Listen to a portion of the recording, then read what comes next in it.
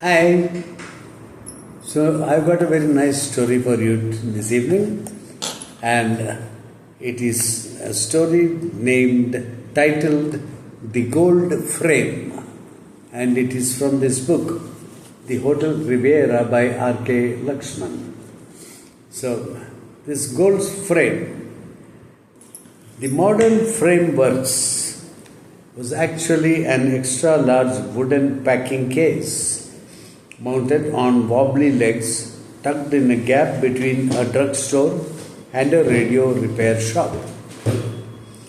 So, the Modern Frameworks is the name of the shop, and that shop was actually a wooden box, a large wooden packing case, and it was somehow stuck and fitted into a gap between a drugstore and a radio repair shop.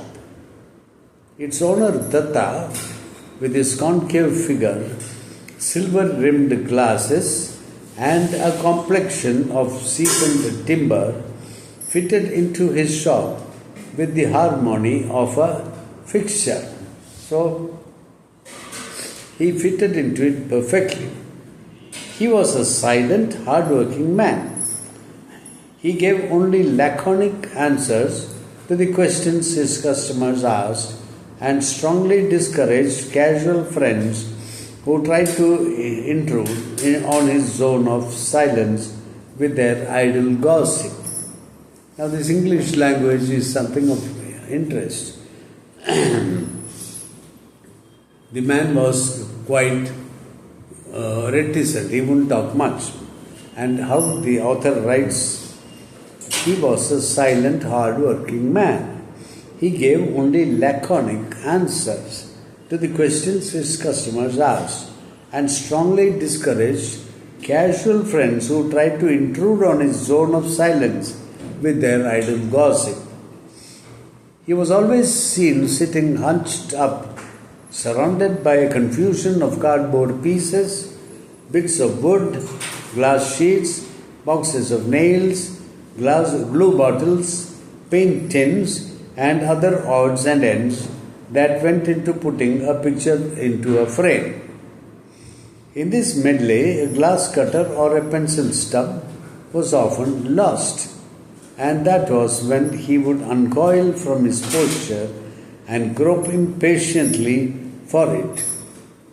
Many times he had to stand up and shake his dhoti vigorously to dislodge the lost object. This operation rocked the whole shop, setting the picture on the walls gently swinging. There was not an inch of space that was not covered by a picture.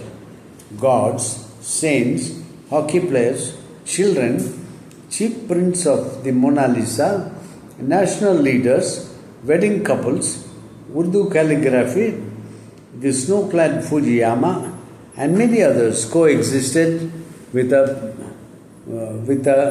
cheerful incongruity, like some fabulous world of awaiting order and arrangement. A customer standing outside the shop on the pavement, obstructing the stream of jostling pedestrians, announced, "I want this picture framed."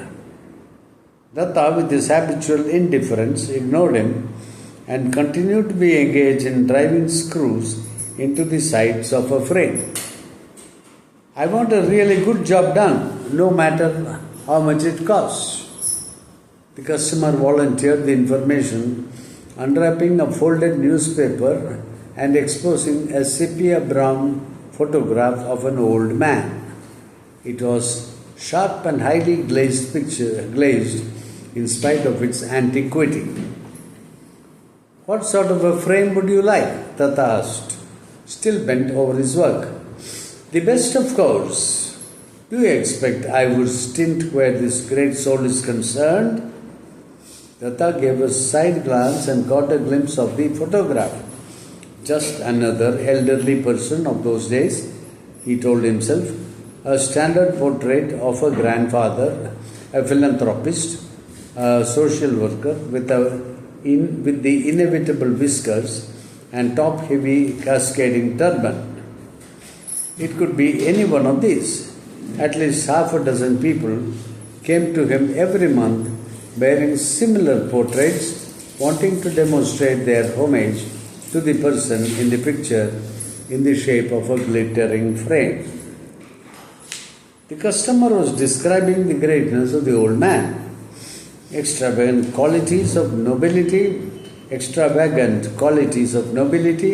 compassion and charity were being generously attributed to him in a voice that came close to the chanting of Holy Scripture. If this world had just a few more like him, believe me, it would certainly have been a different place. Of course, there are demons who may not agree with me. They are out to disgrace his name and destroy his memory. But he is God in my home. What sort of frame do you want? Datta interrupted.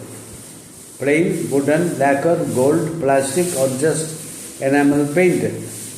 He waved a casual hand towards the pictures on the wall. The customer silently surveyed the various frames. After some time, Datta heard him mumble, I want the best. I don't have any second-rate stuff in my shop, said Datta. How much will that gold frame cost? Inquired the customer. He was shown a number of samples, plain, decorative, floral, geometrical, thin, hefty, and so on. The customer was baffled by the variety.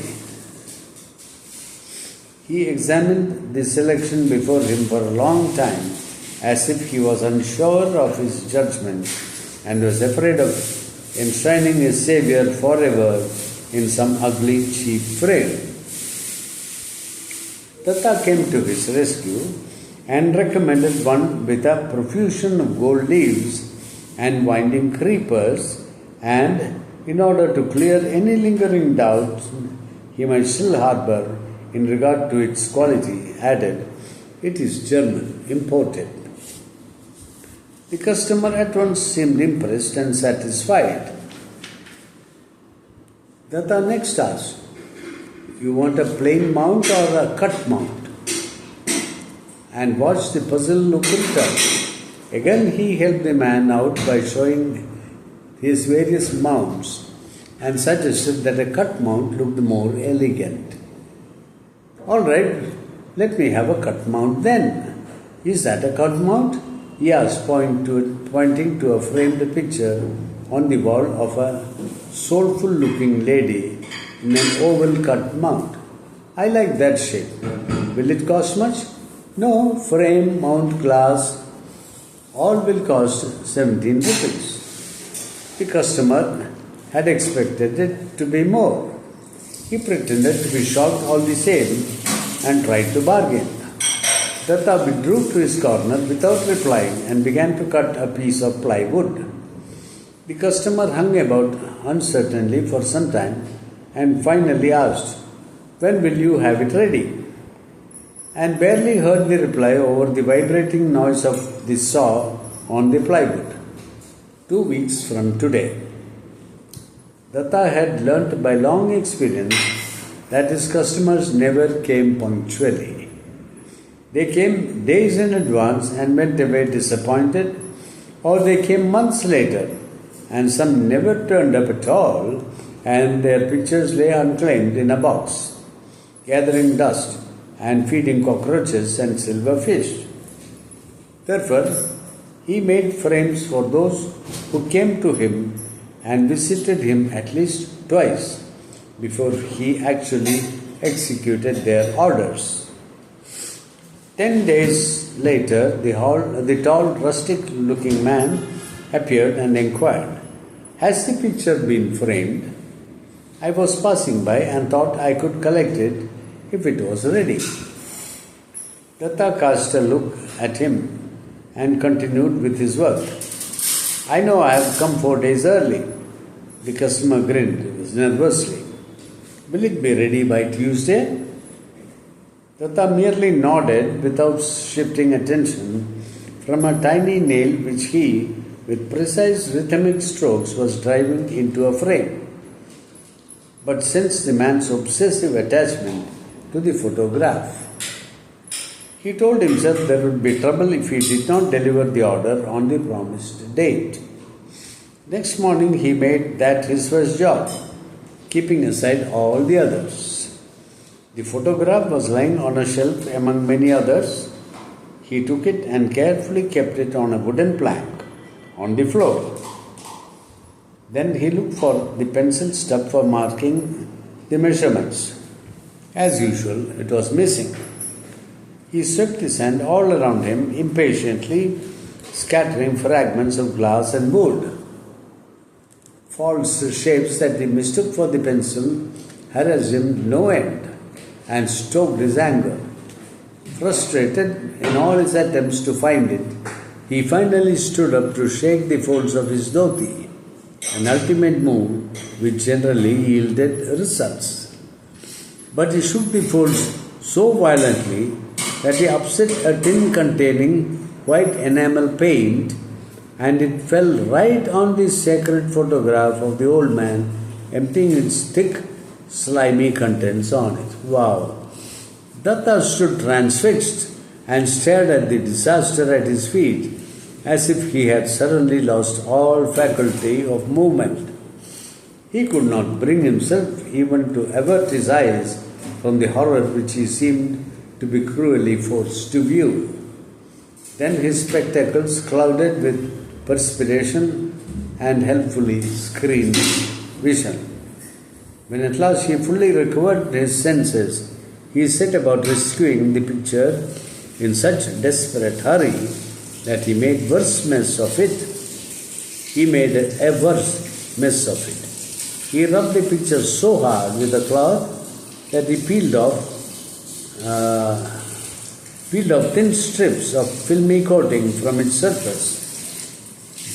Before he realized what he had done, half the old man's face and nearly all of his turban was gone. Datta helplessly looked at the venerable elder transformed into thick black specks sticking to the enamel smeared on the rag in his hand. He sat with both his hands clutching his head. Every nerve in his head throbbed as if it would tear itself apart if he did not hold it down.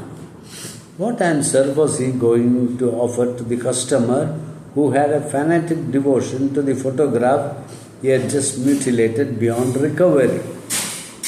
His imagination ran wild, suggesting nightmarish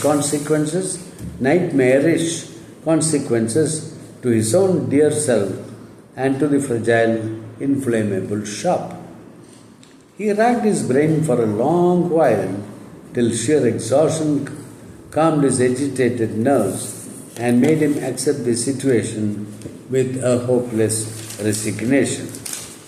Meanwhile, the plethora of gods, saints, and sages gazed down at him from the walls with a transcendental smile and seemed to offer themselves to him to pray to. With a fervent appeal in his heart, he stared at them. In his state of mind, it did not register for quite a while that a particular photograph of a person on the wall had held his attention rather more than it was qualified to do. It was an ordinary portrait of a middle-aged man in a dark suit and striped tie, resting his right arm jauntily on a studio prop made to look like a fluted Roman pillar. Datta was amazed to see that he had a faint likeness to the late lamented old man. The more he gazed at the face, the more convincing it appeared to him. But he dismissed the odd resemblance he saw as one of those tricks of a thoroughly fagged out mind. All the same, at the back of his mind, an idea began to take shape. He saw the possibility of finding an acceptable substitute. He brought down the old wooden box in which he had kept all the photographs unclaimed over the years. As he rummaged in it, panicky cockroaches and spiders scurried helter-skelter all over the floor. Unmindful of them, Datta anxiously searched for the brownish photographs of the old man's vintage. Soon there was a pile before him. He was surprised he could pick up so many which qualified to take the old man's place, but he had to reject a lot of them.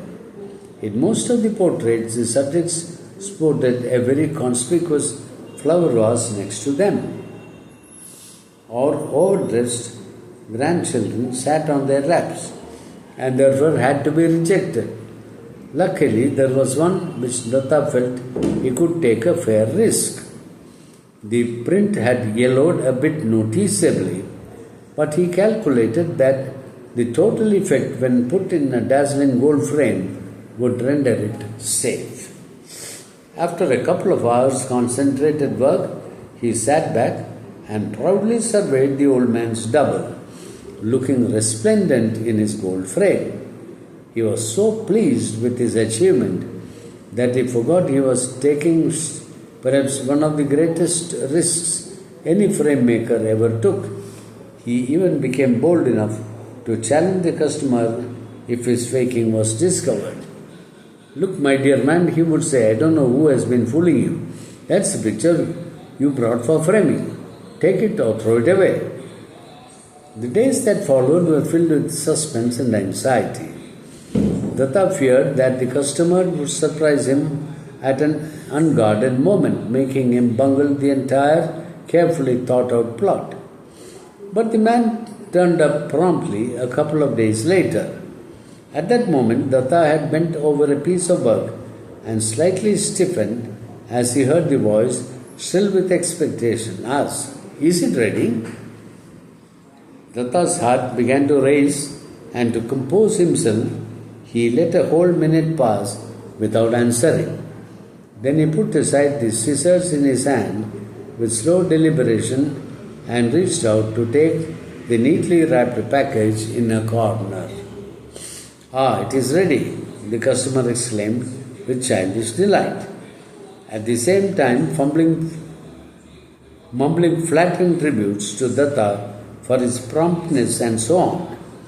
He spread his arms widely with dramatic exuberance to receive the photograph as if it was actually a long-lost person he was greeting. But Datta took his time removing the wrapper from the frame. The customer waited impatiently.